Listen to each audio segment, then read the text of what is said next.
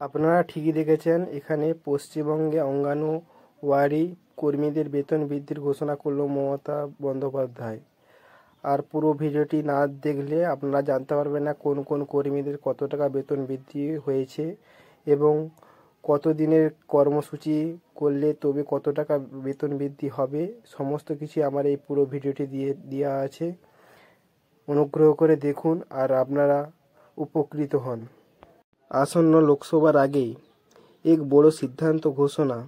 পশ্চিমবঙ্গের মুখ্যমন্ত্রী মমতা বন্দ্যোপাধ্যায় বুধবার এই এপ্রিল থেকে অঙ্গনওয়াড়ি তাদের সরকারি বেতন বৃদ্ধি করছেন।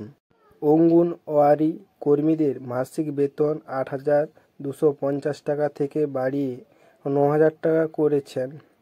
অন্যদিকে অঙ্গনওয়াড়ি কর্মীদের সরকারি বেতন ৭৫০ টাকা বৃদ্ধি করা হয়েছে এবং আগামী মাস থেকে তা কার্যকর হবে। মুখ্যমন্ত্রী সম্মিলিত শিশু উন্নয়ন প্রকল্পে আইসিডিএস কর্মীদের জন্য প্রতি মাসে ৫০০ টাকা বৃদ্ধি ঘোষণাও করেছেন।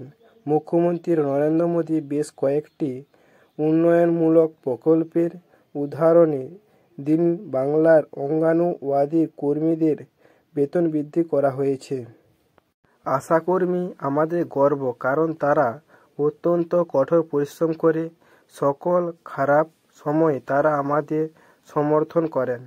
আমি আনন্দের সাথে ঘোষণা করছি যে এপ্রিল মাস থেকে তাদের বেতন ৭৫০ টাকা বৃদ্ধি করা হয়েছে।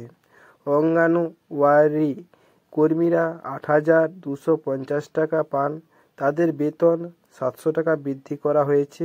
এপ্রিল থেকে আইসিডিএস সহকারী প্রায় ৬,০০০ টাকা পান, এপ্রিল থেকে তাদের বেতন ৫০০ টাকা বৃদ্ধি করা হয়েছে বলেন মুখ্যমন্ত্রী মমতা বন্দ্যোপাধ্যায়। তিনি আরও বলেন যে রাজ্য সরকার সর্বদা জনগণের পাশে দাঁড়িয়েছেন এবং দাঁড়িয়েও থাকবেন পাশে।